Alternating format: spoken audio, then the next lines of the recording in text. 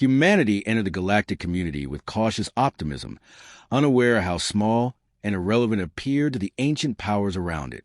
The Galactic Empire, a monolithic regime older than Earth's written history, governed its territory through fear and ritual rather than genuine diplomacy. Countless species bent the knee to its decrees, submitting tribute and acknowledging its supremacy to maintain their survival. When humanity refused to be coerced into disadvantageous trade terms and rejected an imposed tax, the Empire saw it not as defiance worth negotiation, but as insolence deserving punishment. The diplomat Earth sent to negotiate was carefully chosen, disciplined, principled, and committed to peaceful integration. Humanity believed reason would prevail. The Empire believed power required performance. At a major summit broadcast of hundreds of worlds, imperial officials accused Earth of insubordination, of ignoring the natural hierarchy of civilizations. What should have been a formal reprimand descended into calculated savagery. Under the glare of recording drones and the solemn gaze of alien delegates, the human envoy was restrained and burned alive in a ceremonial execution. The act was intended as a lesson. No species defies the Empire and survives without kneeling. Imperial citizens cheered as the flames consumed a living emissary. The spectacle, intended to crush resistance, was streamed across human networks in real time. The response on Earth was immediate and visceral. Shock turned to grief, and grief turned to rage. Families who had never cared for politics demanded retaliation. Protests became mass enlistment rallies. Nations that had been rivaled for centuries set aside old grievances, united by a single image of a human being murdered for daring to speak. Politicians debated appeasement and diplomacy, but their voices were drowned by the roar of a population no longer willing to bow. When leaders called for calm, crowds chanted for vengeance. Factories switched to war production overnight. Sleeping militaries woke with unified purpose. Old flags and alliances faded as a singular banner emerged. The survival of humanity, unbound by imperial chains. The Galactic Empire dismissed Earth's outrage with laughter. Analysts described humanity as insignificant, a species with barely one functional interstellar fleet. Military planners noted that Earth's few colonies and orbital platforms were poorly defended. They will comply after a single show of force, one imperial admiral declared. The Council of Lords approved a punitive campaign designed to intimidate Earth and strip it of its capacity to resist. They predicted surrender within months. No one within the imperial court considered that humanity would choose total war over submission. While the Empire mocked, Earth prepared in silence. Shipyards glowed over every continent. New platforms were raised from the oceans and armed with railguns. Asteroids were captured and converted into mobile fortresses. Civilian industries dismantled themselves to feed a growing war economy. Science divisions that once pursued peaceful research turned their minds to weapons no alien strategist had ever imagined.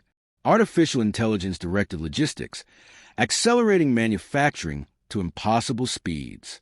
Energy grids were overhauled to fuel war drives and shield networks. Billions of tons of raw material were mined from the Moon, Mars, and the Belt, feeding an industrial machine running without pause. Every act was deliberate. Every delay was cut away. Humanity abandoned luxury and comfort. People sacrificed willingly, accepting rationing and hardship with grim resolve. The murder of one diplomat had become a symbol not of fear, but of purpose. The faceless narration of events, carried through every broadcast, spoke with chilling clarity. Humanity would not forgive, would not forget, and would never kneel again. The Empire underestimated how quickly humans could innovate under pressure. Intelligence reports, when they arrived, were dismissed as exaggerations. Scouts noted an unusual surge in Earth's orbital traffic. Imperial officials interpreted it as desperation rather than preparation. They failed to understand that humanity's strength lay not in size, but in adaptability. Where the Empire moved slowly, bound by ceremony and tradition, humanity acted with terrifying speed. Political squabbles ended overnight. Old enemies became allies. Decision-making streamlined into a single war command without imperial spies realizing it had happened. Human engineers repurposed experimental technologies that other species considered unstable or inefficient. Prototypes became mass production lines in months. Starship hulls that should have taken years were completed in weeks. Weapon systems that existed only in theory became reality under relentless human determination. The Empire mistook this frenzy for recklessness. They would soon learn it with precision, at a scale no one expected. The Diplomat's execution spread across alien networks. Some species watched with detached curiosity, others with horror, but most with fear. Not fear of Earth, but fear of the Empire. Few believed humans would retaliate effectively. History showed that young civilizations crushed by imperial power either submitted or perished. Yet, whispers began to circulate. Traders passing through human space spoke of strange ship movements. Black market dealers reported vanishing imperial outposts near human borders. No official evidence tied these events to Earth, but speculation grew. Within months, humanity had achieved unity no government had ever managed before. A global council formed, representing every nation but acting as one. Military command was centralized, strategy coordinated, and production quotas met without delay. Propaganda wasn't needed. The images of a burning diplomat were replayed on every channel, in every home, reminding humanity what was at stake. A singular purpose had fused billions of people into a single will. The Empire prepared to enforce its authority with overwhelming force, confident that humanity could not possibly resist. Orders were given to assemble a punitive fleet, not to conquer Earth, but to cripple it, destroy its shipyards, blockade its trade, and demand absolute surrender. To the Empire, this was routine. They had done it to dozens of defiant species. To humanity, it was a declaration of total war. While imperial logistics moved slowly, Earth completed its mobilization. Fleets were not only built, but hidden. Supply depots were established in deep space, shielded from detection. Covert operatives were inserted into imperial territories, quietly gathering intelligence and sabotaging infrastructure. Communications across imperial space began to fail sporadically. Pirates, secretly human-funded, disrupted trade lanes. The groundwork for a far larger campaign was being laid, but no one outside Earth saw the pattern forming. The Empire laughed at human threats and ignored human ultimatums. Their arrogance blinded them to the speed and scale of Earth's response. To imperial eyes, humanity was still weak, still backward, still easily broken. But to humanity itself, the murder of its envoy was no longer an isolated atrocity. It was a line in the sand. No matter the cost, no matter the casualties, Earth would repay the Empire in full. The Empire expected a trembling world begging for mercy. Instead, it encountered silence. Earth neither surrendered nor protested, as imperial fleets assembled on its borders. The lack of reaction was misread as fear rather than discipline. Humanity had no intention of advertising its preparations. The only message to the galaxy was absence. No more speeches, no more warnings, only the quiet reshaping of an entire civilization into an engine of war. Earth's industrial base transformed at a rate alien observers could not comprehend. Civilian production disappeared as factories produced warships, munitions, and vehicles in numbers never seen from a single planet. Asteroid belts were stripped bare to feed foundries. Massive orbital rings sprouted around Earth and Mars, bristling with railgun platforms, missile arrays, and kinetic launchers. Energy was diverted from every luxury and poured into building fleets and weapons. Entire cities worked without pause, illuminated night and day by the glare of construction. Humanity's hunger for retribution overcame any instinct for comfort. Scientific projects that had once been shelved for lack of funding or political will were revived. Concepts too risky or expensive for peaceful times became reality under wartime pressure. New hull alloys, stealth drives, drone swarms, and guided kinetic weapons were designed and deployed in months. Artificial intelligence directed logistics with ruthless precision, calculating optimal use of every gram of material and every second of labor. Production accelerated far beyond anything the Empire believed possible. Humanity did not build conventional fleets to match imperial power ship for ship. Instead, it designed weapons specifically to destroy imperial doctrine. Where the Empire relied on massive battleships and ceremonial formations, humanity produced fast, modular corvettes, autonomous attack drones, and deep-range strike craft. Where the Empire trusted shields and armor, humanity designed weapons meant to bypass both. Hypersonic penetrators, railguns firing slugs at relativistic speeds, and cyber warfare systems to disable targeting arrays. Every strategy aimed to neutralize Imperial superiority rather than imitate it. The first covert operations began even before Earth's fleets were ready to openly fight. Human agents infiltrated Imperial space through black markets and neutral trade routes. Sabotage teams disrupted supply depots, erased records, and introduced false navigation data into star charts. Pirate raids increased along Imperial borders, but these were not random criminals. They were deniable human proxies, funded and equipped to test Imperial response times and create confusion.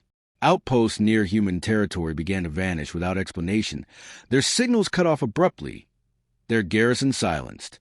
No one connected the disappearances to Earth, dismissing them as local rebellions or accidents. While Imperial intelligence dismissed these events as isolated incidents, humanity was gathering critical data. Every response time, every patrol route, every supply line weakness was mapped and recorded.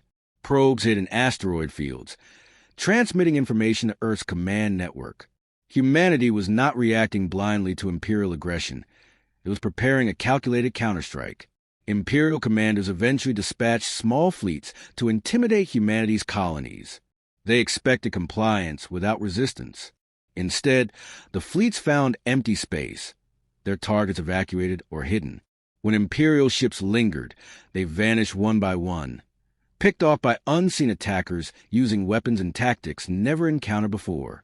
Distress signals were jammed or corrupted.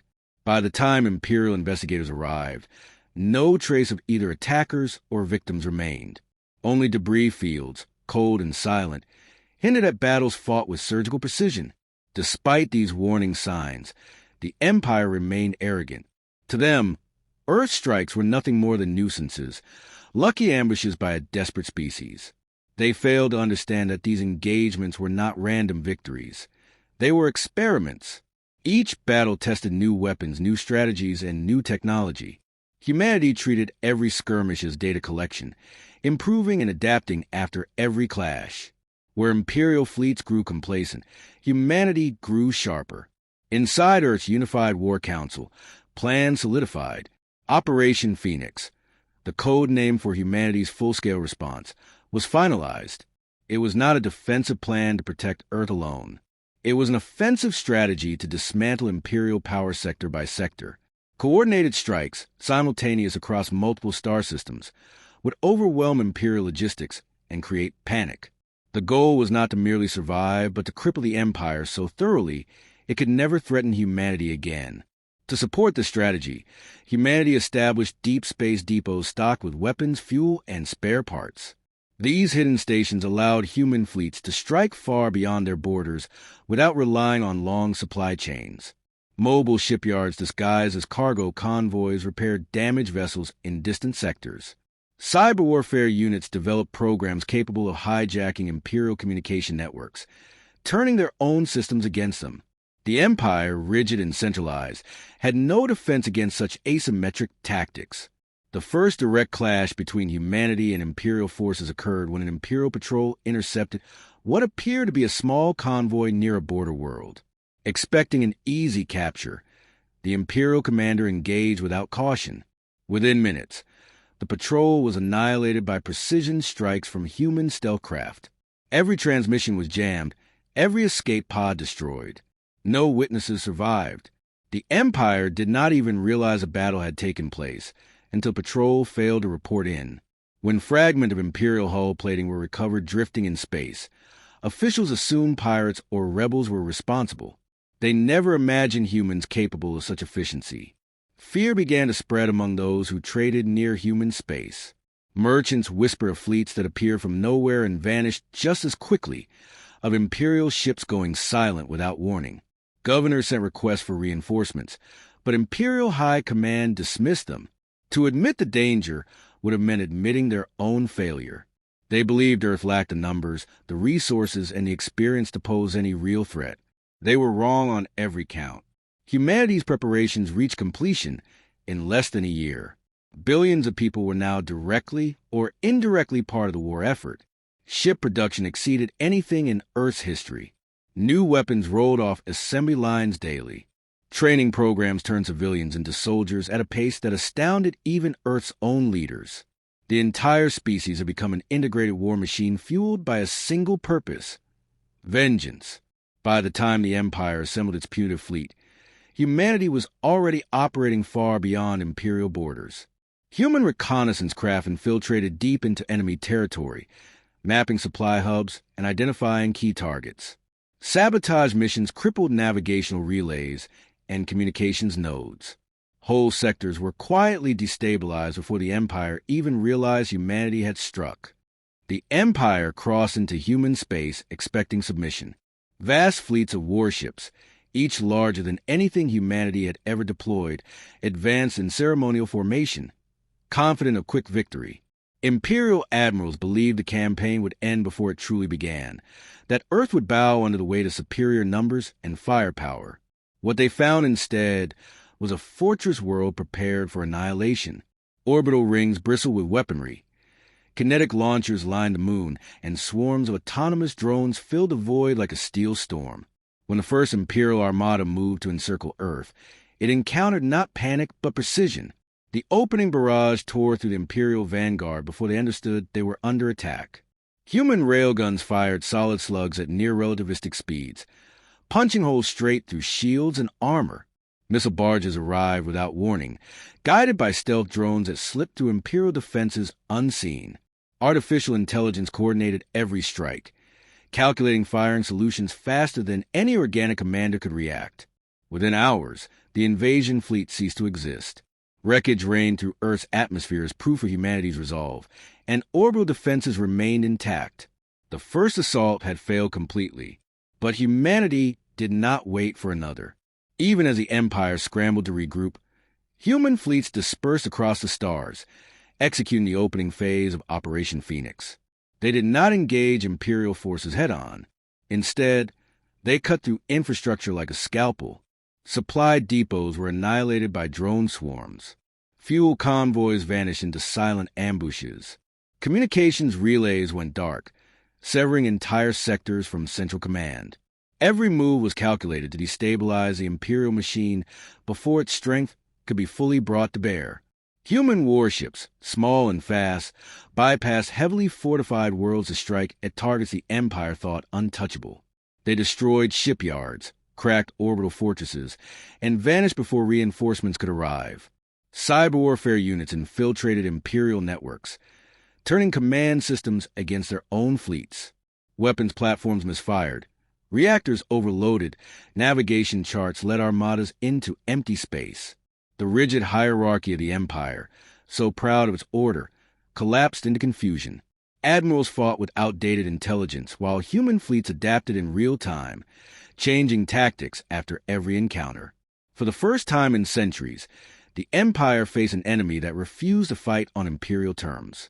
There were no grand battles, no ceremonial declarations, only sudden, precise destruction. Entire Imperial squadrons disappeared in the dark without a trace. Garrison worlds awoke to find their orbital defenses sabotaged and their governors executed by unseen hands. What the Empire called dishonor, humanity called victory. As the war escalated, Imperial High Command committed greater and greater forces, believing that overwhelming numbers would finally crush the defiance. Yet each reinforcement convoy was intercepted before it reached the front. Each massive fleet assembled for retaliation found its staging grounds under attack before departure. Humanity was everywhere and nowhere at once, forcing the Empire to fight a war it did not understand.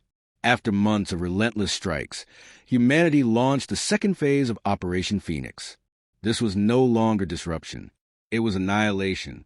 Coordinated fleets struck deep into Imperial core sectors simultaneously. Drones saturated defensive perimeters while human warships delivered devastating precision fire. Entire star systems critical to Imperial logistics fell silent within hours. Governors who once mocked humanity begged for protection that never arrived. The decisive blow came not on the borders, but at the heart of Imperial power. Using intelligence gathered from countless covert missions, humanity bypassed outer defenses entirely. A stealth fleet, shielded by decoys and electronic countermeasures, penetrated to the imperial capital itself. While the Empire marshaled its fleets far from home, humanity struck where it was weakest. Orbital defense grids collapsed under targeted kinetic strikes. Palace complexes burned as precision projectiles leveled administrative centers. The ruling council, so secure in its arrogance, was captured or killed before realizing the attack had begun. The broadcast that followed shocked the galaxy. The same networks that once showed the execution of Earth's diplomat now displayed the smoldering ruins of the imperial capital. Humanity did not gloat. There were no speeches, no declarations of triumph. Only a single transmission was sent: unconditional surrender or complete destruction. The message required no further explanation. The Empire, fractured and leaderless, could not resist. Commanders argued over succession while their fleets burned. Supply lines no longer existed. Shipyards lay in ruin, and every attempt to regroup was met with fresh human assaults. Entire sectors defected or fled, unwilling to face extinction. In less than a year, an empire that had ruled for millennia was shattered beyond repair. Yet victory carried a price. Humanity paid in blood and fire for every triumph. Thousands of ships were lost. Millions of soldiers never returned. Earth itself bore scars from the initial invasion attempt. Cities rebuilt under the shadow of orbital debris. The unity forged in rage came at terrible cost, reshaping humanity into something colder, harder, and infinitely more dangerous. When the war finally ended, there was no celebration. The galaxy regarded humanity not as a liberated people, but as a rising power to be feared. Species once indifferent now looked upon Earth with awe and terror. They saw not a victim avenged, but a predator revealed. In silence, humanity dismantled its war machine only to rebuild it stronger, vowing never again to be caught unprepared. The murder of one diplomat had been meant to teach humanity obedience. Instead, it taught the galaxy a different lesson. Empires built on arrogance can fall. Underestimating Earth carries a cost no one can afford to pay. In the burned halls of the imperial capital, surrounded by the wreckage of fleets once thought invincible, a new reality settled over the stars. Humanity would not kneel. It would never kneel, and anyone who tried to force it would burn.